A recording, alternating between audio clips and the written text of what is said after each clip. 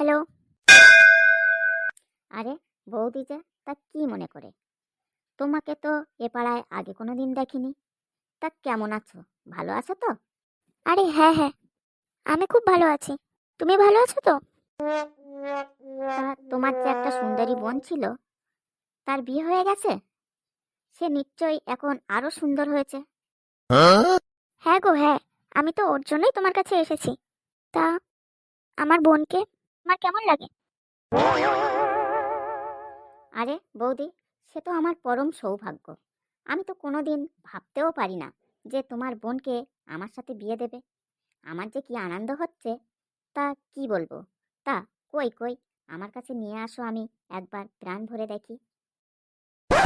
আরে ঘাটের মরা, তোর কি আছে রে যে তোর সাথে আমি আমার বোনের বিয়ে দেব? তোর তো থাকার মধ্যে একটা গোয়াল ঘর আছে। কেন বৌদি, গোয়াল ঘর কি কোনো ঘর না? তাহলে গরুগুলো থাকে কিভাবে? ওরা কি মানুষ না? আরে ছাগল, তুই আমার বোনকে গরুর সাথে তুলনা করলি? তা আবার কখন বললাম? আমি তো শুধু আমি তো শুধু বললাম গরুরা কি মানুষ না। আরে থাক থাক, ওসব কথা থাক এখন।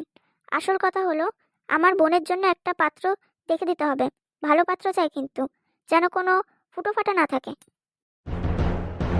আরে ফুটো ফাটা হতে যাবে কেন?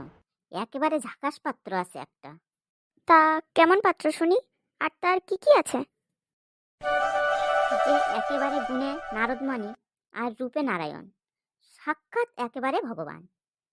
তা আমার বোনকে আবার ওরা পছন্দ করবে তো? আরে বাবা, করবে করবে। তোমার বোনও তো রূপে লক্ষ্মী আর গুণে সরস্বতী, একেবারে রাজ্যটক। আমার বোনেরও কিন্তু দুটো মেয়ে আর একটা ছেলে আছে। কোনো অসুবিধা নেই তো? তাতে আর অসুবিধা কোথায়? ছেলেরও তো দুটো মেয়ে আর দুটো ছেলে আছে, যারে বলে একেবারে রাজ্যটক। তা ওদেরকে কে দেখবে?